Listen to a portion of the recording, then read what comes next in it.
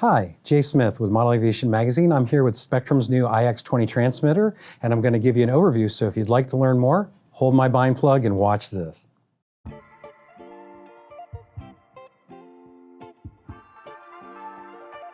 Hello, I'm excited to talk to you about Spektrum's newest transmitter, the iX20.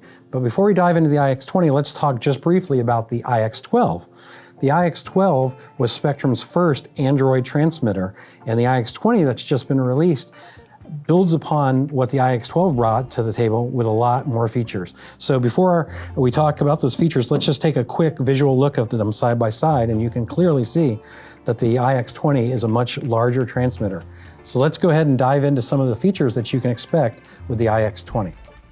The new iX20, as the name suggests, is a 20-channel transmitter, and it has a resolution of 2048.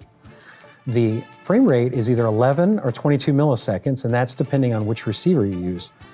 On the back, behind this panel, you'll find a lithium-ion battery. It's a 10,500 milliamp hour battery, so I'm assuming that's going to give you a pretty good runtime. Obviously, we've just gotten this radio, so we haven't had a chance to fly with it yet, but I can tell you that it's much larger than what was in the iX12. Back to the front, we have, for our gimbals, they have a Hall effect sensor and quad bearings, so they're very smooth, they feel great, and if you don't like the feel of them, the good news is you can adjust the tension right from the front of the transmitter. You don't have to take the back panel off the transmitter, you can make your adjustments right on the front. As you can see, it has a full color, 5-inch, 720p HD touchscreen, which looks great. As far as connectivity, it has Wi-Fi, Bluetooth, and USB. The transmitter, like previous Spektrum transmitters, does have programmable voice alerts. This version has 24 program mixes, and a really exciting feature of this transmitter that you won't find in any other transmitter is it has capacitive touch technology. And what that basically means is that you can touch the switches on this transmitter and it will tell you what they do, and you choose what alert or what it says. So for example, if you're flying and you're confused on if you're the switch that you're looking at or thinking of, is that flaps or is that retracts, you can simply touch the switch. Model Aviation informs and instructs. And it'll share with you what that switch does depending on what you've told the radio you want it to say. So this is a feature you can turn on or off, and you can choose specifically what the transmitter says. So going back to the example of, is it dual rates, is it flaps, is it retract? So if I touch a switch, it says gear up. If I touch this switch, high rate. It's saying high rates. And if a switch has more than one position, like if it's a 3-position switch, you can have it say something for each position of the switch. So another key thing to keep in mind, though, is it does not activate, like if it was retracts or if it was flaps or if it was rates. By touching the switch, it does not change or activate any settings. It just simply tells you what that switch will activate. And another really cool feature about this is if you have a telemetry receiver, you can use the switches to tell you information that you get from your telemetry, whether it be altitude or speed or battery voltage. So as you may be aware, with a typical radio at times, if you want to know that information, you have to glance at the screen, and that can be difficult while you're flying, especially in bright, sunny conditions. So with this transmitter, if you want to know, say, your altitude, and you have a telemetry receiver that supports that, you can touch one of these switches, and it'll actually give you your altitude. So I think this is a great feature. I think it's very exciting, and I think that it's something that we'll probably see integrated into transmitters in the future. Another thing that's new to Spektrum transmitters with this transmitter is it actually has a built-in camera. Now, it's just basically meant so that you can take photos of your aircraft and use them on the main screen, like I have here. If you'll see, I have a picture of a P-40 that came out from Horizon Hobby a few years ago that I used as an example. And the camera is located right on the back of the transmitter here, right by my finger here in the center. So basically, this allows you to take photos of your aircraft and use them so that you can identify your aircraft, because with this transmitter and other Spektrum transmitters, it does come preloaded with images of Horizon products, where you could go out, say, on the internet and try to find a picture, or you could take a picture with your phone and load it into the radio. But in this case, you can just go ahead and take the picture right from the camera, and then you can use it to showcase which model you're on. So it's a nice feature. I don't think people will be using it for selfies, but for photos of your actual aircraft, I think it's great. While we are talking about what's on the back of the transmitter, it also has a serial port here for modules like Crossfire. Over here is a USB port, which is obviously for USB connectivity, but you can also use that for for charging. Here you have a micro SD slot, and over here you have where you can plug in your headphones or your earbuds.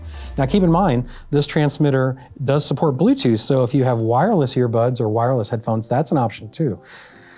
Let's also talk about some of the features as far as Android's concerned. So one of the complaints about the iX20 was that the boot up times were slower and changing models were slower. Well, I'm happy to report that this radio is a lot faster.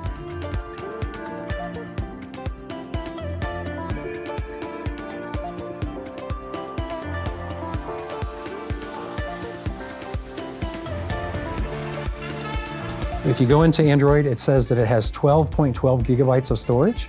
Now, I know that seems like kind of a weird number, but Android reports that I'm using almost 600 megabytes of my 12.12 gigabytes of storage.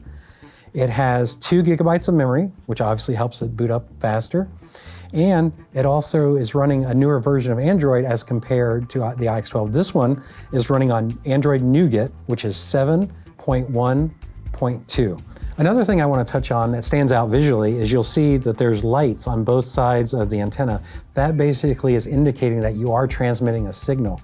Another thing that I'll point out that is different than the iX20 is that this antenna folds down for transport and storage, and this transmitter comes with a case, and you can fold down the antenna so that you can go ahead and put it in the case.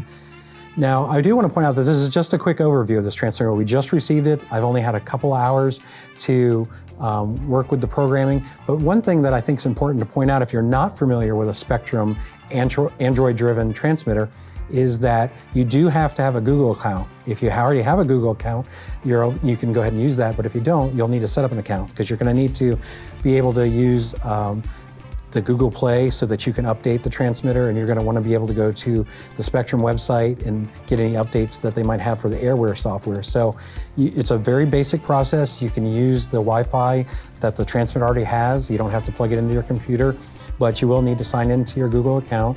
And when I did that, I was able to get 2 updates so that the radio is the most up to date. But beyond that, if you're a person that likes to use the setups that Horizon provides for Spektrum transmitters, so say you have the new Texan, for example, the T6 Texan, and you want to download the setup file so that you don't have to set it all up manually, you can do that with this transmitter without using a computer or a laptop. You can just download it right to your transmitter and set it up.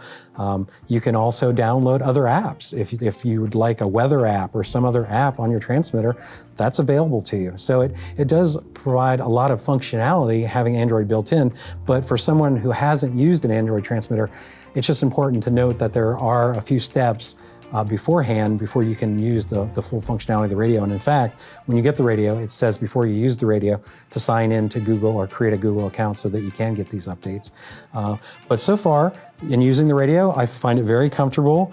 As I said, it's a little bit larger than the previous iX20, but I find that comfortable. And it also has different grips that come with it, and they're orange in color, but that gives the radio a different feel too, so you can switch out the grips.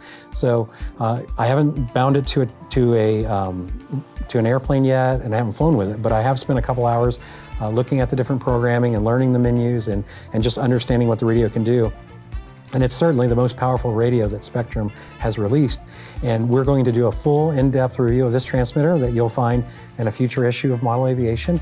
And when we do the review, we'll also release another video that provides additional information. Beyond that, if you are looking for information on this radio, Spektrum RC YouTube channel has videos on this transmitter. As of right now, there's 4 videos available where they teach you a little overview of the radio and some of the features, and they're going to continue to add to those videos. So if you're looking for another source to find out more about this radio, that would be a great resource for you. So thank you for watching, and we look forward to bringing you a full review in the near future.